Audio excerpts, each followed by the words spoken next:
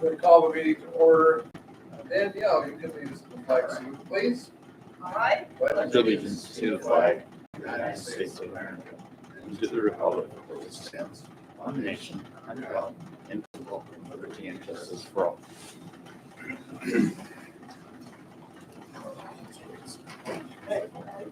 Good. Okay, I will ask for the approval of minutes for the March 17th and April 3rd special meeting. So moved. Second. Been moved and second to approve the regular meeting on March 17th and the special meeting on April 3rd. Any discussion? All in favor say aye. Aye. All opposed? Passes. Corrections or additions to the agenda? We have one under consent agenda H, 2005-2026 school calendar. The first reading action/single.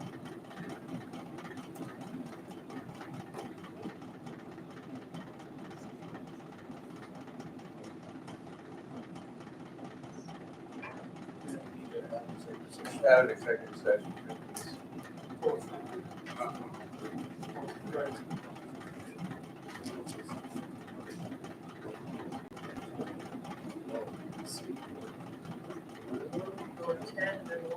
That's what I'm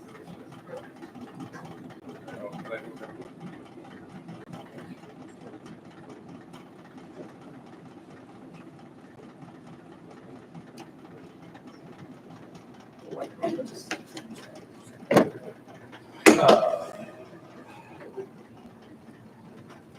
RCW 42-24-09.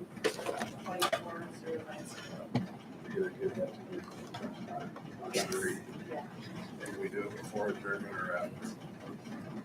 We move the executive session to 11. Yes. Make that 10. You want to be adjourned before the executive session? No, do that. Move executive session to 10 and then do adjournment at 11. Yeah. Try to get down to it.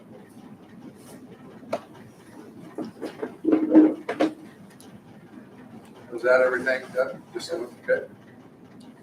Welcome audience, positive comments. You have 2 seconds to get ready. Go. Consent agenda. FFA state overnight trip request. Yes. You're up. Okay. Morgan on your phone? What? Excuse me. Oh, Yeah, excuse Morgan. we can do it a little later. Okay. Just make sure. Okay, just make sure we're doing it. Thank you. It's not a whole lot of information, but that's okay. So state convention is May 8th through 10th. I have 18 kids that are registered to go, and then quick math. 10 of them are wanting to stay overnight. So the top 4 girls want to stay just one night, Thursday night, because that's all they can do, and then the other 6 are wanting to stay Thursday, Friday night, come home Saturday. I figured it was worth it to do the 2 nights instead of the 3, since we're only about an hour or so away for Saturday. They're planning on participating in milk quality, CCM, farm business management, and then ag communications possibly if the scheduling works out, because I know that there's conflict with conduct of chapter meetings, but we're going to try and get them involved. So, yeah. Any questions? So, have the kids qualified? Is there any qualifications for state convention? The one that they did qualify for was conduct of chapter meetings. Okay. The other 3 are you go and compete at state, so they don't have to qualify. Okay.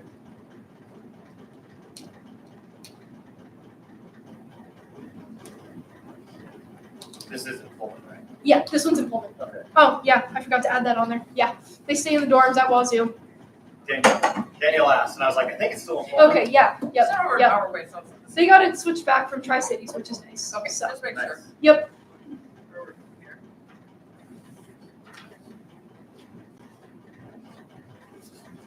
And male chaperone is, That one I am still figuring that out. Yes.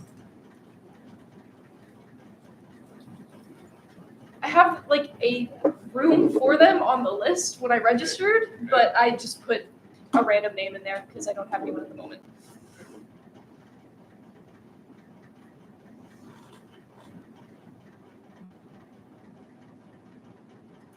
questions? Anything in this group? Make a motion to approve FFA state overnight trip request as presented. Second. We moved and seconded to approve the state convention overnight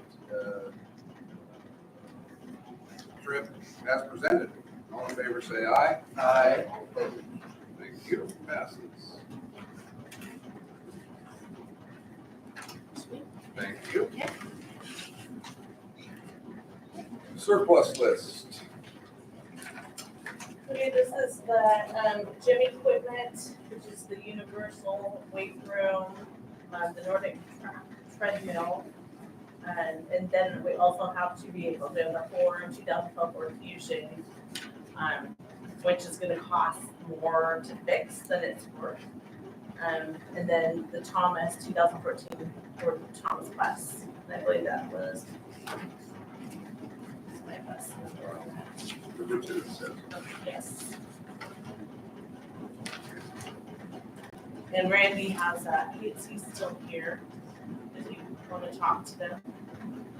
Didn't say anything today, I go ahead. He has a inspection at the end of May, so he's just really wanting to get that Thomas bus off of his books before for that inspection.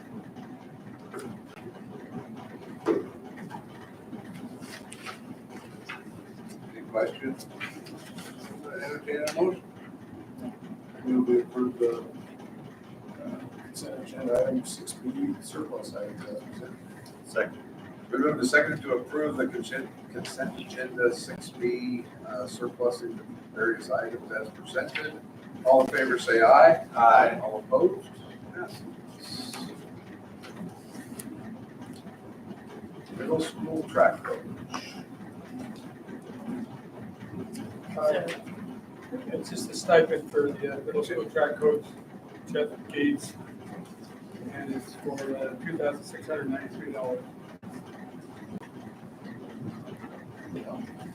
I move we approve consent agenda item 6C, middle school 2025 track coach, Mr. Gates. As presented. Is there a second? It's been moved and seconded to approve consent agenda 6C, middle school 2025 head track coach, Mr. Gates. All in favor, say aye. Aye. All opposed? Passes.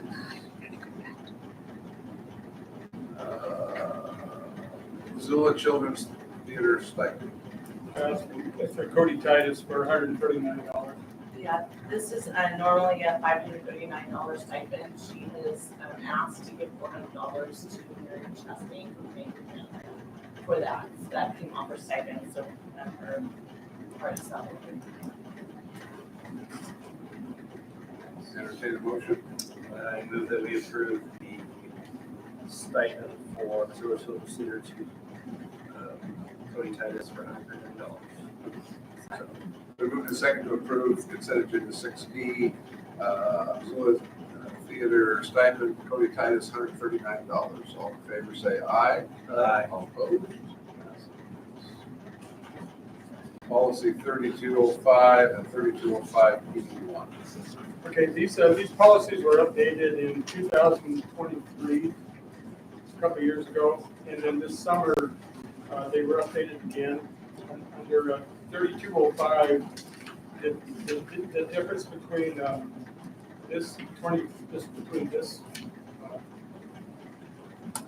what was done last summer and what was done the year before, under definitions, where it comes to the point on term sexual harassment, both that paragraph and the paragraph below it, it deals with sexual harassment in Title IX, in the WAC 382-190-056. Those are additions. Those are additions to the policy that we approved 2 years ago. And then on the second page, under investigation and response, there was some added language there too. I didn't really think it changed much, but it did add some language to it. And this is only first reading, so you don't have to take action. But I just want to let you know that in going through and comparing it to the 2023 edition, that was changes on that one. Okay. On 3205P1, there is a 3205P. That's the procedure, and this is in addition to that. It does not. This is my understanding. It doesn't replace the 3205 P. This is in addition. That's why they call it P1. And so, just about all the language in this last part is all. And this is mostly about filing agreements. The 3205P is the procedure that the school has to use, with anything associated with sexual discrimination, sex-based harassment. And 3205P1 is dealing with the same policy, but it outlines a grievance procedure. We don't have a 3205P1 at the moment. No. We just have a 3205. Yeah, we just have, right now, we just have 3205 and 3205P. And so this is, there were some changes on the 3205 that I just shared with you. And 3205P1 is an addition. It's almost entirely agreement.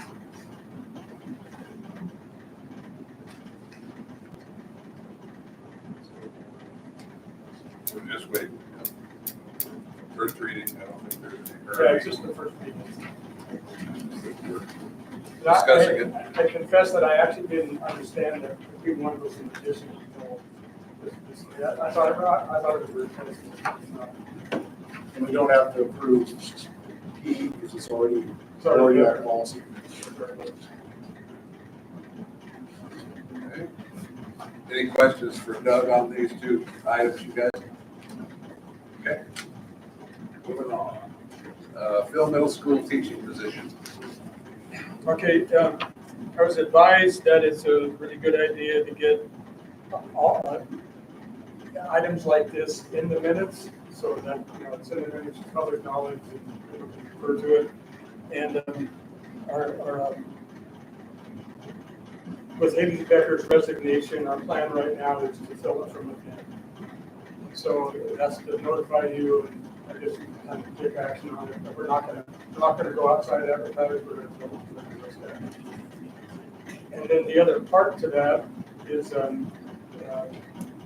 before spring break, not the week before spring break, but the week before that, Tanya and Teresa met and came up with a document that's in your packet.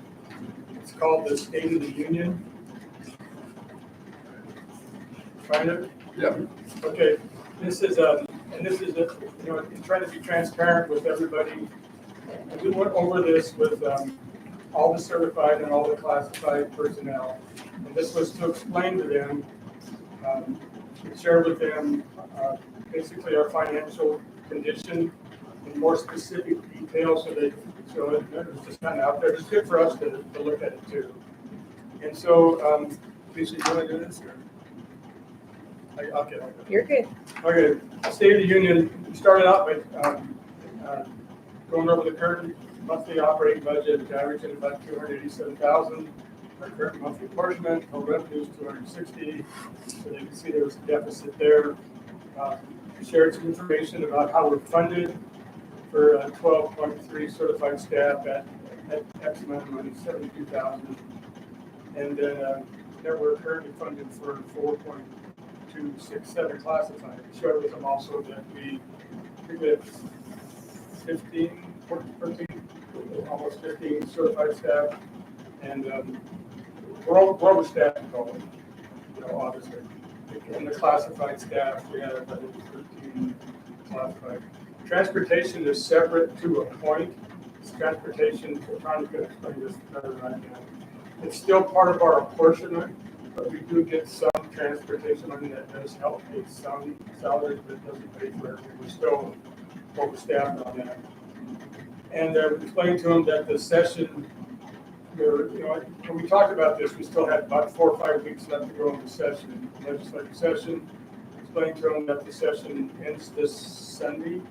And from what I heard today, they seem like they believe that they're going to end it on Sunday. There won't be an extended session, which is good, I guess. We explained to them that our FTE, right now, we're sitting at 77 students. And we have a pretty big graduation class, and so our anticipated enrollment next year right now is 69. Since we shared this with them, we had lost one of the students. So we're down to 68 students. Right now, we're projected to come back. And that gives us 18 in the high school, right?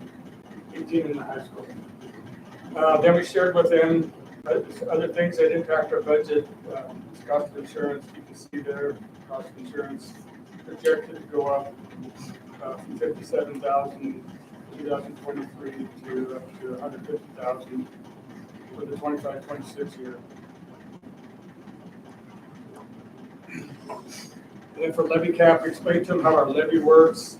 We used to get our levy, you guys all know this, I'm kind of lost it right now. I'm just trying to share with the staff. We used to get our money based on percent value. That's how we got over like 600,000. And then when they changed it to, when the study came in, they changed it to, you had to take the lesser two revenue sources. One was the assessed value, and the other one was the amount of money you received per pupil. And we were, and you have to take the least. And so we had to take the least, which is $250 for $2.50 per student. And so our levy went down, over 600,000 down to about 259,000. We ran a levy for 400,000, hoping that the legislature would change, but it doesn't appear that they're going to.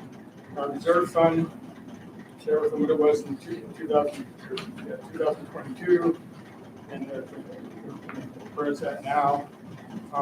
Explain to them that the board's goal was to keep a cash reserve of 15%, which is up around $600,000, and that allows us to have 2 months in reserve to pay bills, staff, everything that's part of our operating budget. I also shared with them that if you get down below 10%, the ESD can get involved, and if you get down below like 5-6%, then the state can get involved. And there are, and that's called going into binding conditions. And there are more than one school in Quitman County this year that next year are going to be in binding conditions, which means that the ESD and the state comes in, and my understanding is kind of tells you what you're going to do.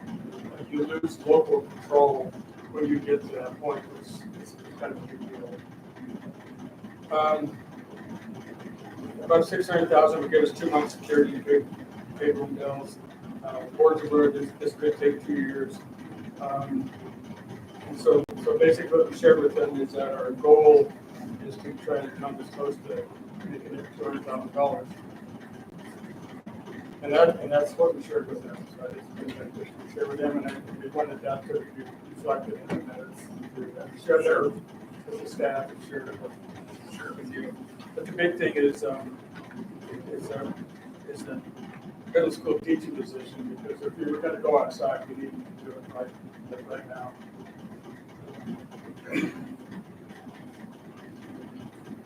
Any questions on that for Doug? Is that something we have to vote on, or is it just information? I've never done it before, but I think it's an action that you approve this as we shared, and then you approve that hiring from within with your hard decision.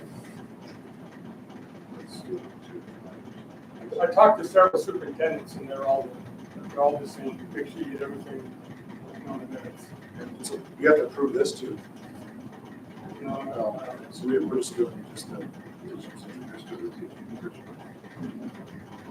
Well, I move we approve consent agenda item 6F, teaching position.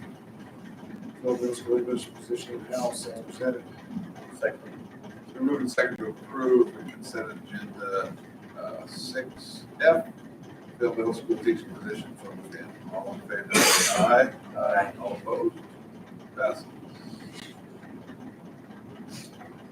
Okay, move May board meeting. We just, Tanya and Teresa and I have been talking, we were wondering what you would consider moving the board meeting, next month's board meeting up a week. Teresa's gonna be gone, that's another kind of complex that week. So, if it's possible to move it up, it'd be better than moving it. Okay, So, just wanted to throw that out there, if you're willing to do it, you know, instead of. fine with everybody, is it fine with everybody? Yeah. Okay. You want a motion for that being done? Yeah. I'll make a motion Yeah. to move the May board meeting for next month to May 12th, 2024. Second. We move in second to approve consent agenda 6G, move the May board meeting to May 12th as presented. All in favor, say aye. Aye. All opposed? Great. Approved. 25-26 calendar. This is my fault that it wasn't on the, because every year, every school year in April, so I'm a month behind. But this is the proposed calendar, matches up with perpetual calendar. And I believe Teresa spent a lot more time on it than I did and made sure it kind of matched up with St. John Indica. Is that right? Yeah, after talking to Tricia, we wanted to make sure that our PD days our early releases were the same, just in case that we share some resources for those. Okay. Great. And I believe that Jeff's looked at it. Gives us a thumbs up. Thumbs up. Yep. Is Endicott going to start? Is St. John Endicott going to start on the same day and all that? Yes, and there is also talk of the first of the year PD being all Whitman County and bringing somebody in, because we're all in the same place kind of in the financial aspect of that. And everybody at ESDs and all those entities are starting to say, hey, we cost this much, and not doing this free stuff so much anymore. Oh, gotcha. So, Anybody have any questions about the 25-26 school calendar? I do not. I think looks good. Well, I checked Just that. looking at the That's winter break this year. Christmas. I'll be honest, I didn't look at the perpetual calendar. I said, we're getting 2 weeks and it lined up. Good. Yeah. I wasn't gonna come back on a Friday. I was like, Next year, we'll see, Mr. Smith. You want to be real careful I know. about changing from the perpetual I know. calendar. It has caused heartburn in the past when you don't follow. I have heard that. It looked good. Okay. There actually might be one issue just looking at it. Okay, let's hear it. November 11th, I'm betting they're gonna actually take the 11th off and not the 10th. Isn't that always fall on actual Veterans Day if Veterans Day is during the week? That's a good question. That's a great question. I can go And that's why he's our history teacher. I think it's only a 3-day weekend if it falls Tuesday, on, November 11th. so that would be the only thing.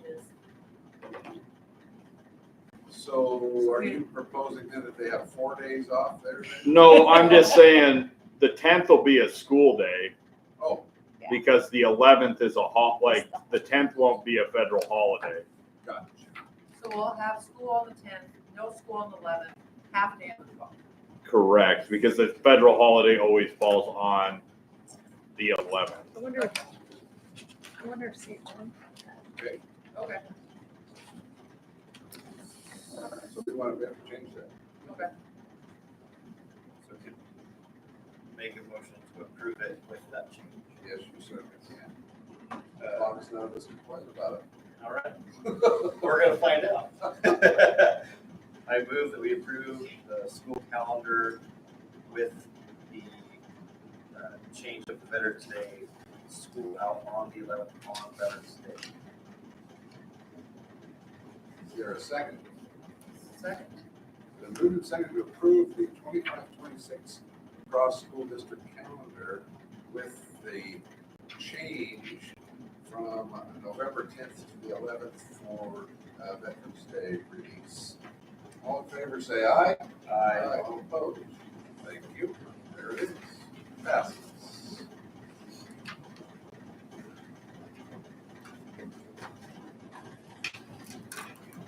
Communications to the board. Capital? Okay, on capital is, on your packet, there's a one called LaCrosse mini split cost. This means we've already had a change order, we haven't started yet. But it did save us some money. Harm's been talking to me about the mini split, so we kind of stayed on it. And it did save us some money, and it actually going to save us some grief and return into our building. The original HVAC plan was to use a fan coil system with our existing hot and cold water, which meant that we were going to have to run piping from the boiler room into the buildings, up into there. So it was going to be some demo, some construction. And then the mini split option would save us that problem with going into the building. Plus, it's going to save us $6,000. So I went ahead and approved that today. The original HVAC cost is $57,000, almost $58,000. With the mini split, it's down to $51,000, which actually brings the cost of the project down from $506,000 down to $498,000, $499,000. So it does save us about $6,240 on the HVAC part. It's pretty hard on the restock fee, did the What's that? restock fee for original left-side materials, almost $4,000.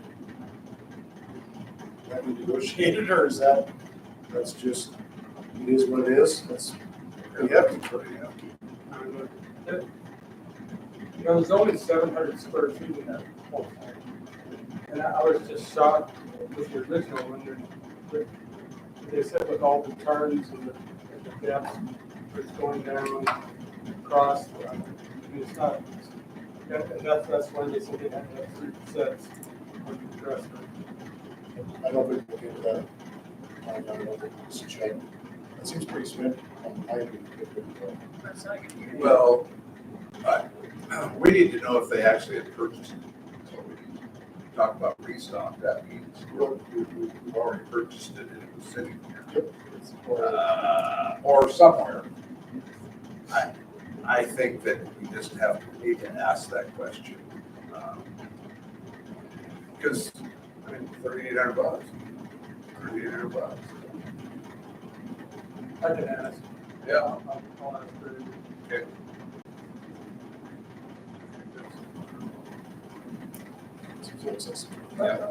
When Marshall explained it to us, he did explain that they had to get out of that contract. So I'm assuming that it was already on site or at purchase.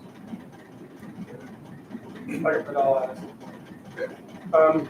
The other thing is the starting date is still up in the air. I talked to Greg and Marshall, I talked to Angelo again today. There was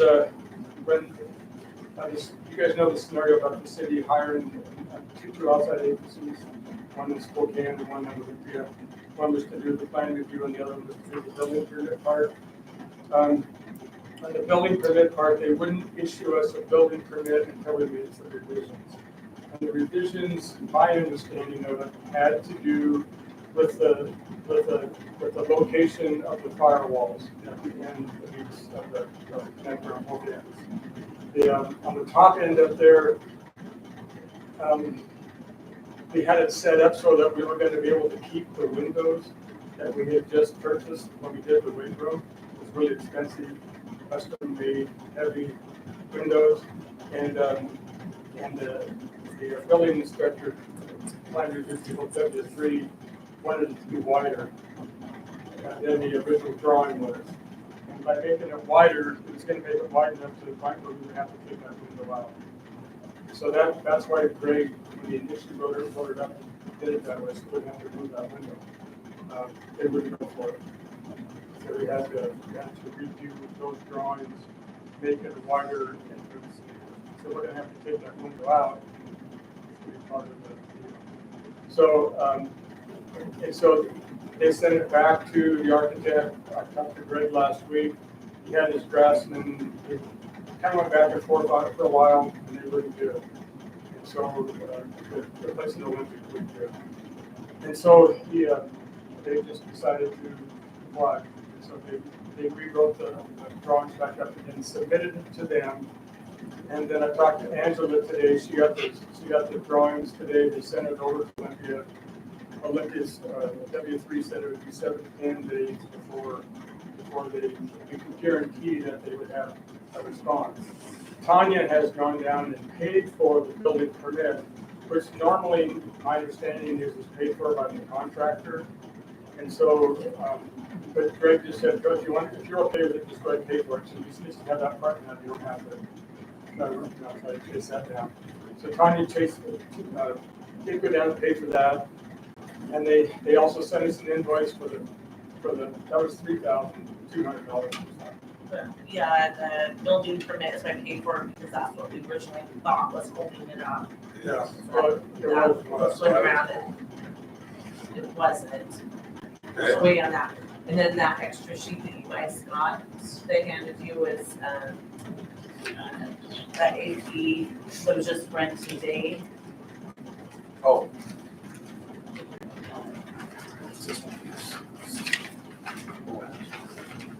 There's two permits. One is the building permit, and the other one is the planning area permit.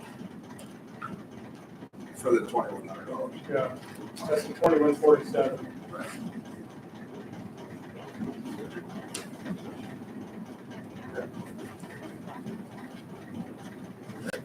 So now it's back in the W3.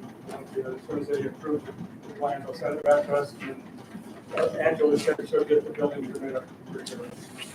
And then Martha said is once we have possession of the building permit, then we'll start construction. So, okay, so back up. So we're gonna have to take that window? It's not the big one, it's the one next to it, but it's big now. So that's gonna cost us more? Part of the project. Okay, we just don't know if that is.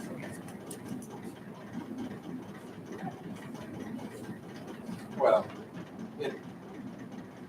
you have that conversation with the architect. Okay. Because the architect should probably realize that was not up the code. Okay.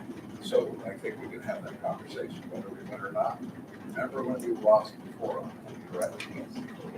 Don't hold you to our property. Okay. Just being quite honest about it. Okay. Might be buying another one. We will, yeah, I think we're gonna be buying another window. Yeah, I think we will. Okay. That's what I'm thinking today. Yeah. So that's all I have for capital. Okay. Safety? Well, we're still, the big thing that's going on right now with the emergency management training is the planning for the active shooter training demonstration or all of it. We're going to do it this summer. And we're asking all the schools in the county to be involved. And we're doing training every month, and now they changed it. Just found out today that every 2 weeks. So so for the rest of it, it's going to happen, I think, on June. So that's a big thing that's kind of going on right now. And then Teresa met with the ESD safety people 2 weeks ago, and they went through all of our protocols. protocol with their, organizing things, set up. And they did talk to you, David. Okay, great. Is that all for safety? Okay, moving on to technology. Nothing new to report. Athletics. The junior high started games today. Baseball played. They lost 12-7. Track was down in Pomeroy for their first meet. 7 kids doing track, 3 doing baseball. High school baseball should finish up next week. They won't make the playoffs. Right now we've got several. I think there's 4, maybe 5 for state track if everything plays out the way it should. And state golf, we look like we have 1 potentially that'll qualify, but they're from St. John. So otherwise, I gave you the information for the year. This is just the rough data and everything, who did what sports. You can kind of look that over and let me know if you have any questions. Participation rate overall, junior high was really good. High school, we were about 50% participation rate. I don't see any great ways to bring that number up. A lot of kids that aren't playing sports aren't going to play sports no matter what we tell them. The ones that are coming up to high school, it's going to be one that does sports and one that doesn't, just based off of who the kids are. So I don't see major changes there. I think it'll probably drop a little bit just based off the conversations I've had unofficially with kids that aren't going to play just because of how the year went. But yeah, so that's kind of what the numbers are if you want to look them over and ask me any questions.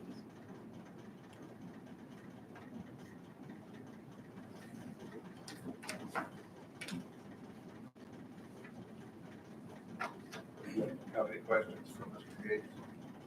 This time. Okay. Legislative policy update.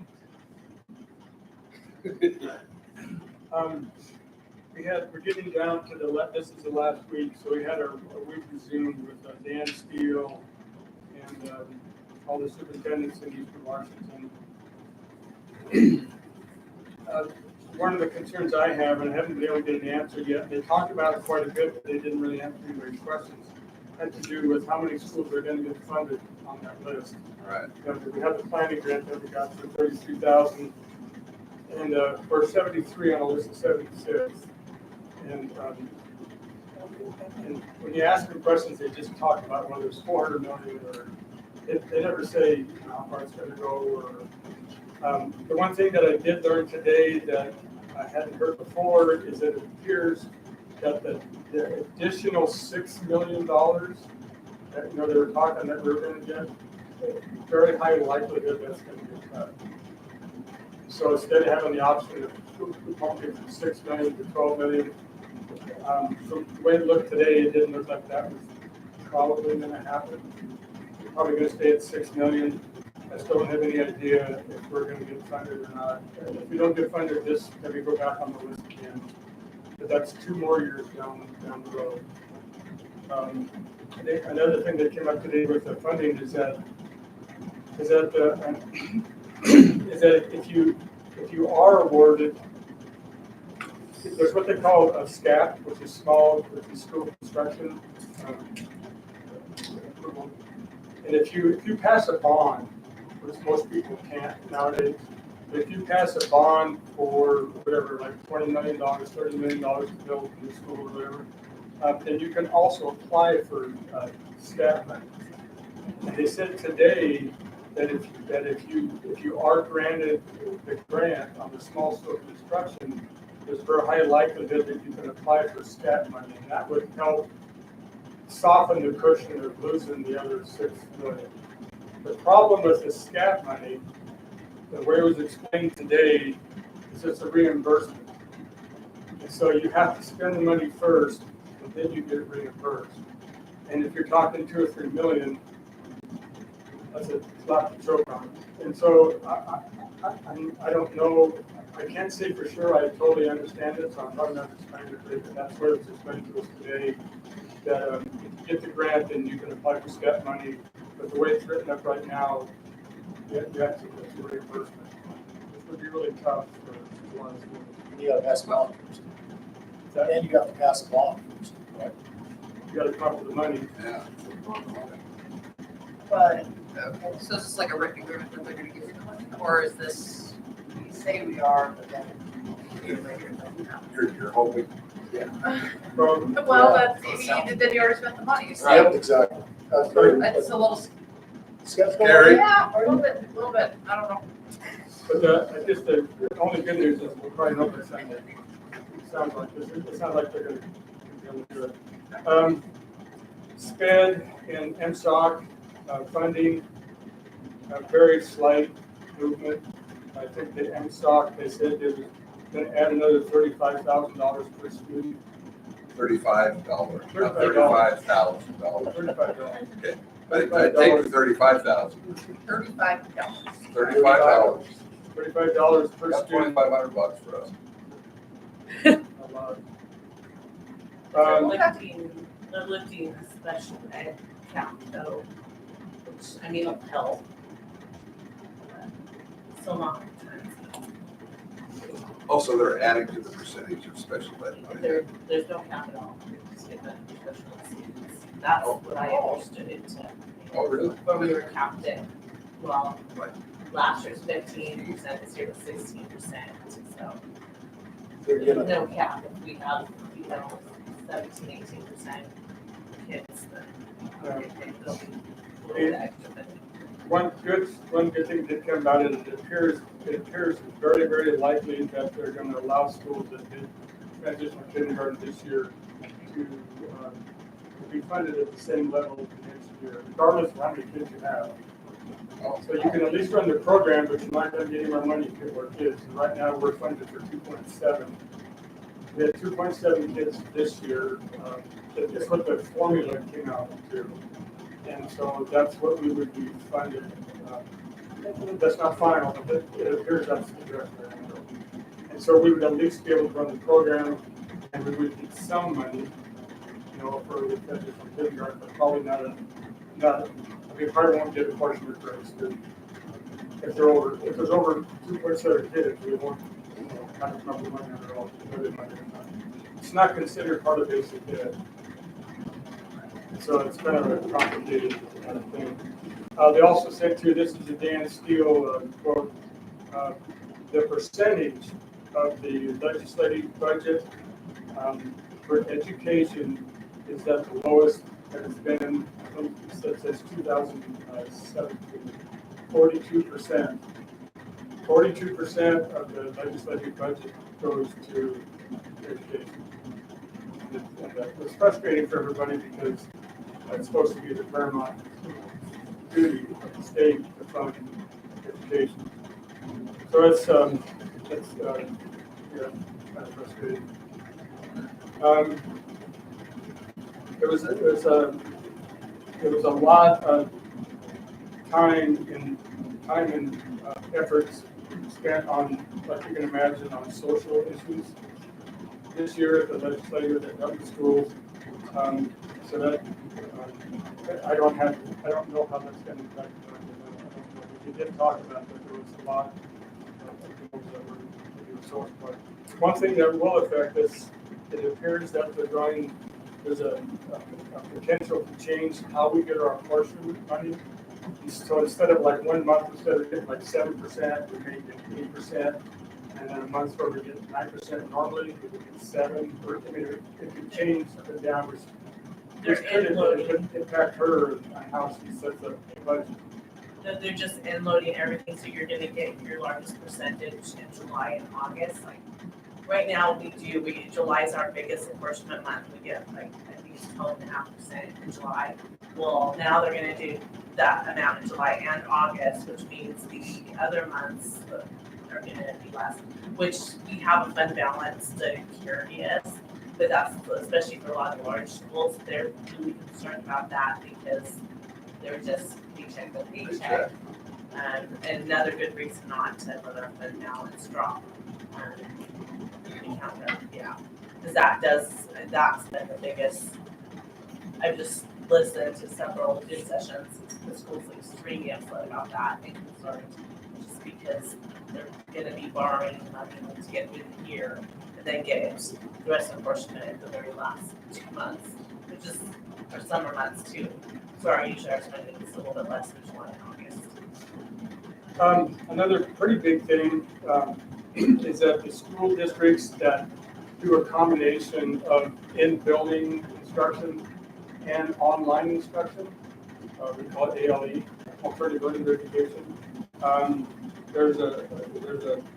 It looks like there's a very high likelihood that those schools are going to get cut 33% of their online enforcement, which could impact how anxious some schools are in the future to get involved in that. And that is something that Teresa and I and Tanya have talked about, is financially, like Starbucks, down here, those kind of school, they have several times more kids on their online program than they do in the building.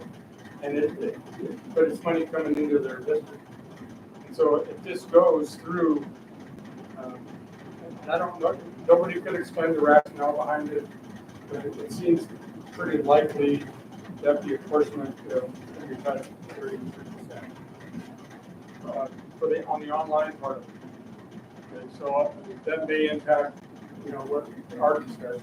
If it is something that once we got through this year, that, and in fact, we had made arrangements for the superintendent down at Starbucks Conference.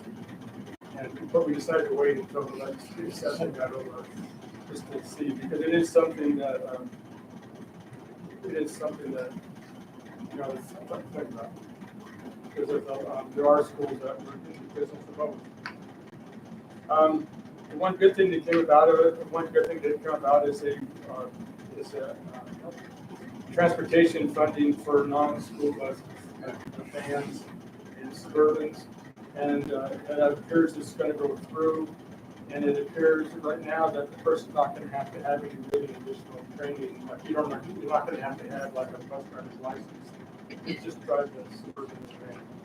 That doesn't go into effect for over another year, so it won't affect us too much next year. It doesn't go into effect until September 1st, 2026. We can use transportation money to purchase these things? Yes, that's the way I But look you at it. can use it for appreciation. You can use it to haul students and stuff. I have not heard anything yet. I know that was supposed to be in the bill, is that you could use transportation money to purchase other vehicles, but nobody said a word about it.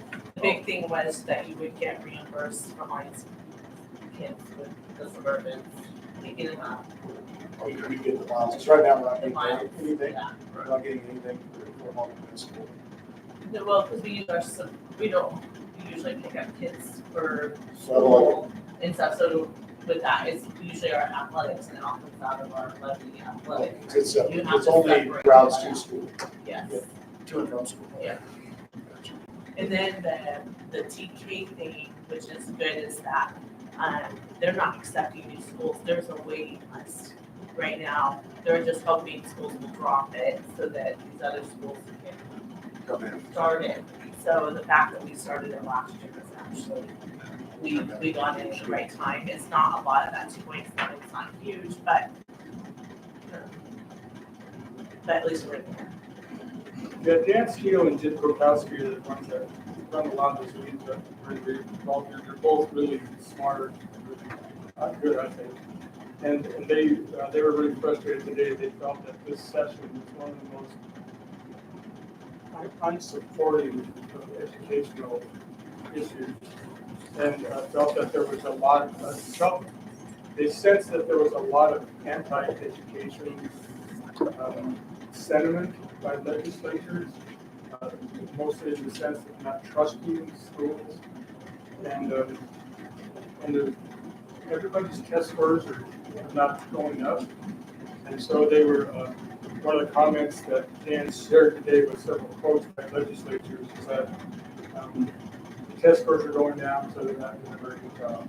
And that was kind of a statewide, just kind of a general throw out question or statement.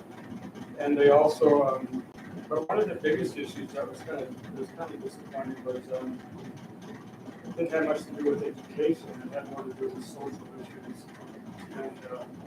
hard with the strong feelings, both sides of all these issues. They felt was possibly causing some anti-education. I also say it. They couldn't see a connection at all without the increase of all the social stuff. In fact, the customers, Well, a they couldn't couple, make that correlation at all. You know what I mean? Well, and I'm just sharing it with Dan. Right, but I'm just talking about Jim. there were a couple superintendents on that Zoom that shared the Zoom with me, so I was listening to, that they were even talking about the housing, that they've spent more money on housing issues than they are on education. And when you were talking about the 42%, it was in 2019, it was 51%.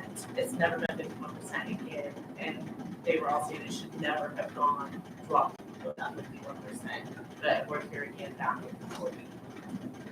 And housing, you're saying, immigrant housing, what kind of? I'm low assuming income? that Low they're income. talking about all kinds of different, the different social things that they're focusing on instead of education. Yeah, there were two other things, I can't remember what were higher percentage wise. Education, but anyway, education is important. That's all I know about Mark. Mark doesn't have anything.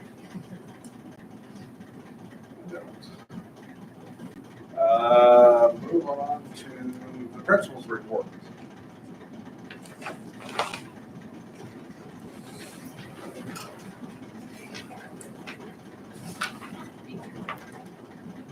Thank you.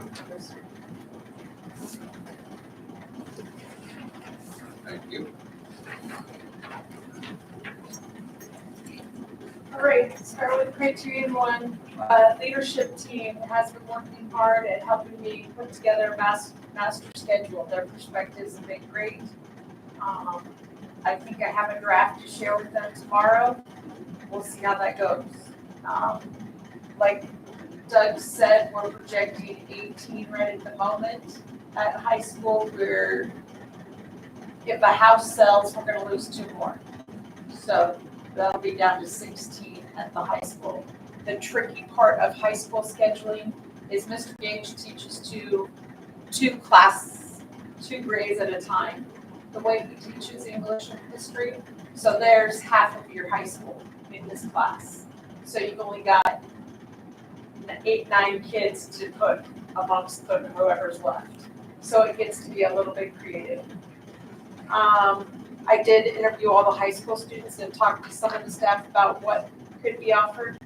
And then I'm gonna plan on getting the draft out tomorrow to leadership team. And if there aren't any big red flags, we'll roll a draft out to staff on Wednesday. Some changes, made the decision to move middle school math to the secondary math teacher because we don't have that many students. So we'll only have 1 math teacher at secondary level. And Haley's position will be filled internally.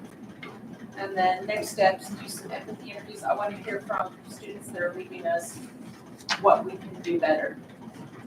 I think that's valid, especially with that big class lead. Safety, we kind of covered a little bit. Dan and Jason came out and spent a couple hours with me. I took every piece of paper that I had that looked like safety stuff and I dumped it on the table in there. And I said, what do I need? What do I not need? And help me with this. And they were really good about, don't worry about a comprehensive safety plan yet. That's something in the future. Let's teach you how to do drills first. And then we'll work our way to that. And they were really good with that. And that's the way it should be. I was getting lost in the weeds, so to say. And I don't need that to happen. Next step, stop the bleed training. I'm planning to do that in the fall for everyone. I think that was very pointed at the active shooter tabletop exercise that we're not gonna have help. So everybody needs to know how to do some of that stuff. Mr. Curtis changed some locks, we said that last time. Dan and Jason assured me I don't need to do that lockdown drill without a recess until I'm confident in all the other ones. So, it was really good to have them out. Collaborating with Costa Rica Counseling and possibly Lisa Thompson. She's a local woman that might be able to come in and help us with some group work on the mental health end of things. And then I went to that active shooter scope and planning meeting. Drills in June. The next meeting is this Thursday, but I have a conflict, so I think Mr. Curtis is going to attend. Planning with data hasn't changed a lot since last month. Stephanie Dietrich is out here this Wednesday for our PD, and she's the MTSS guru from ESD. And we're going to sit down and talk, looking at my 1, 3, 5-year plan, if you'll let me, and see where we need to go next. Looking at some of the data, we have the DIVLS is kind of being used right now as a box checker for Title Lab, and I'm not a box checker. So we need to look at that and see if there's something else we can do. And our next step is, what are we using that data for? Are we using it? And how can we use it better if we are? Criteria 3, aligning curriculum. Math. Mark's going to teach another illustrated math lesson this week for me to observe and see how it looks. He's going to teach it in his class of 2, so I can see what it looks in his smallest class size. And then science, I got a quote from Mystery Science, and Tanya and I haven't had time to talk curriculum at all. But we already use it in some of the elementary classrooms. I actually, in my last job, that was what we were going to do, K-8. And I talked to the lady about kits.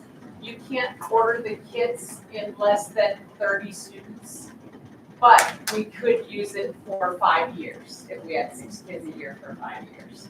So we'll look at those numbers. Tanya and I will look at those numbers, but we have been making some progress thinking about what we can do. Illustrative math is free. There's no charge for it.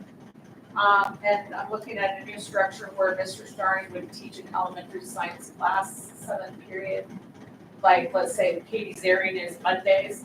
She comes to with her class, and the 2 of them do science together in that last period of the day.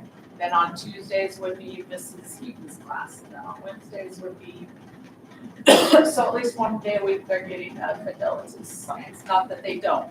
I have great teachers, but it would be great to bring them up to the lab 1 day a week.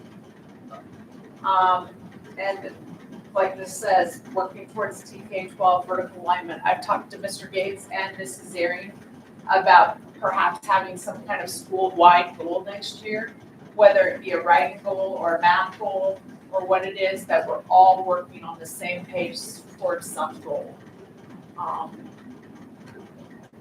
Just so that we start getting that vocabulary consistent and those, kind of like those rules being consistent.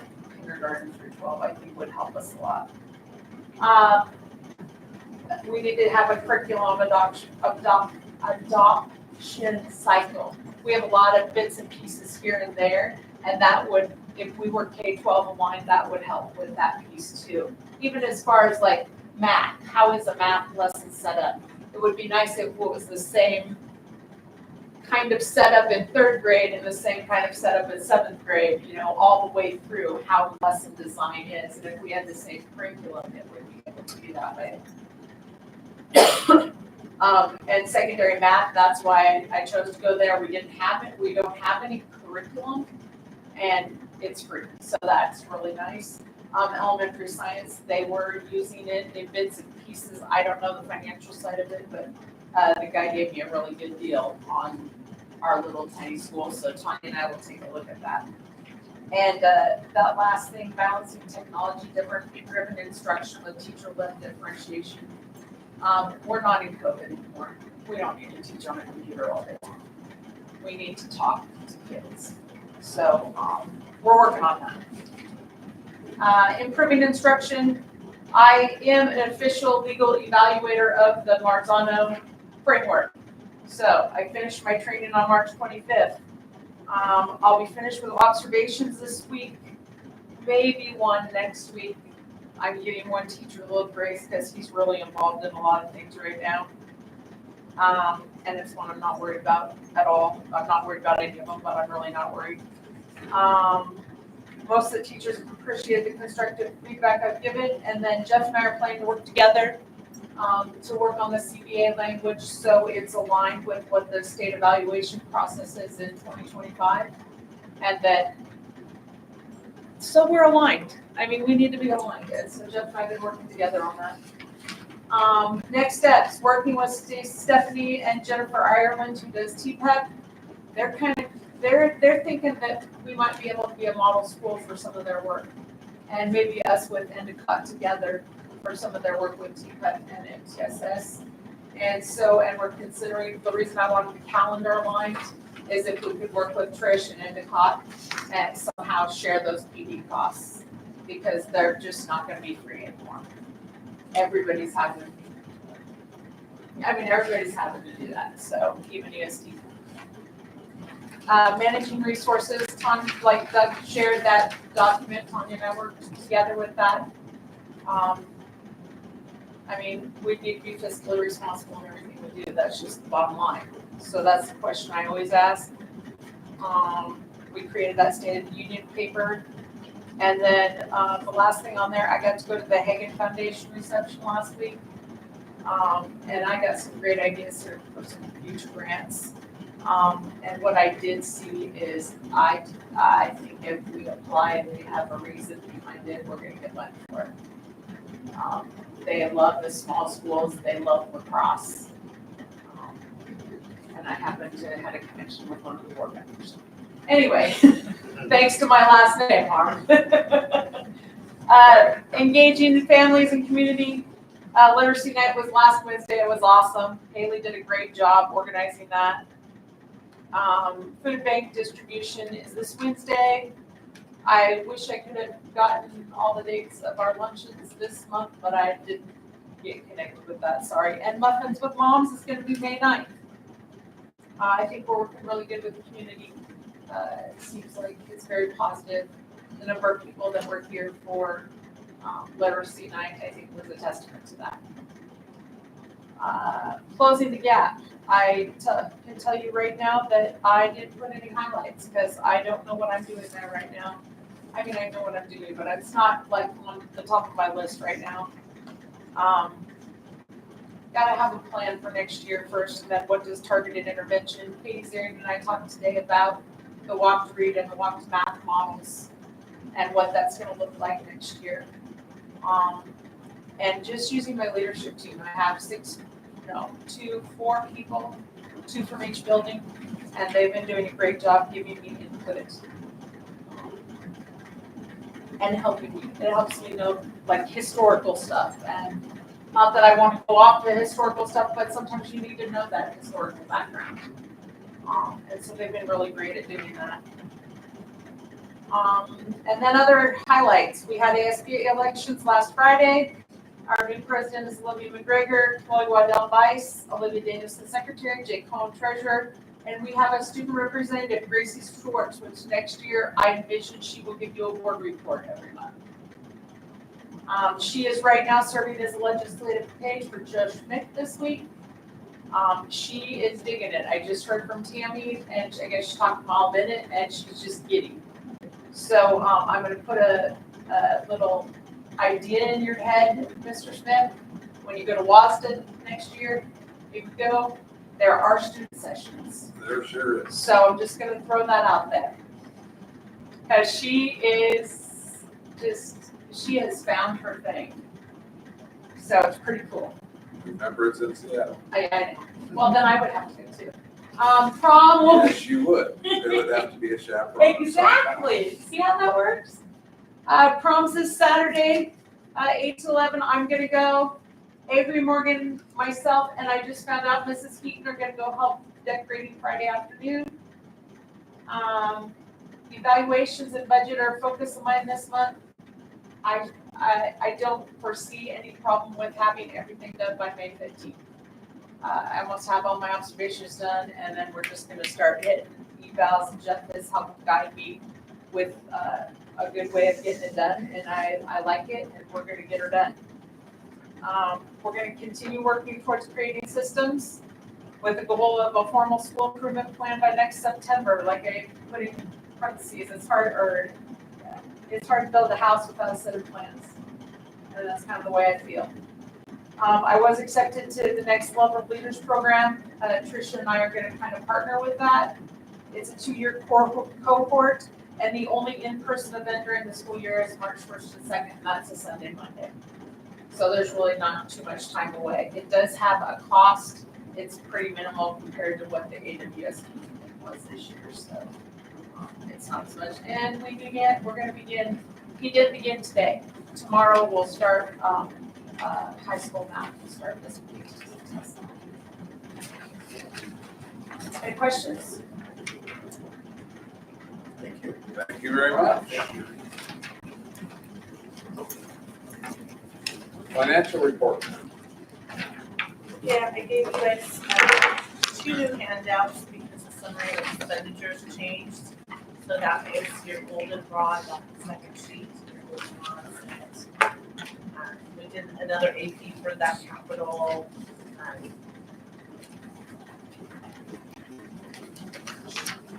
Capital plan of 2,000 something.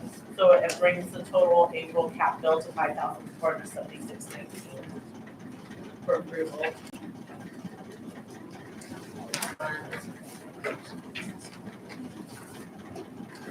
Big, general fund, the big hit this month for April was the Spruce River counseling, just because I had gotten a bill all month that all came this month, so.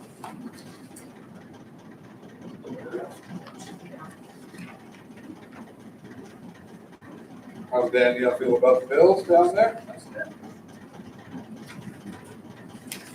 Does anybody have any questions for Tanya? I would entertain a motion. I move we approve March payroll and April bills, amount of $286,723.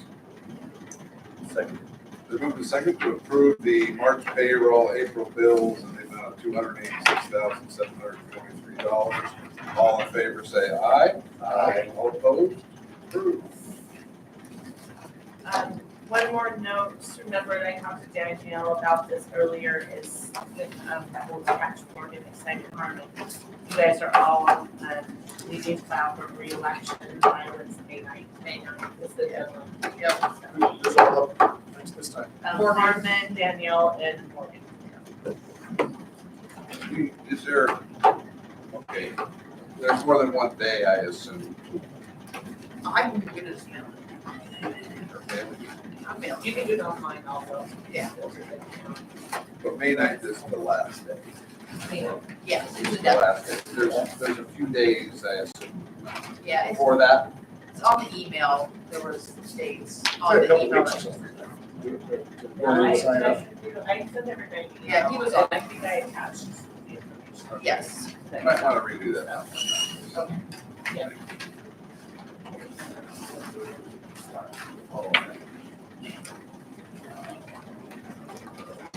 We will go into executive session.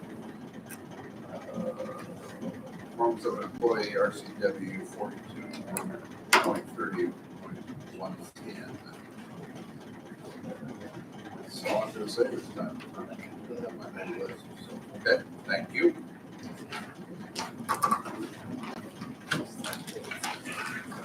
Did you say I like the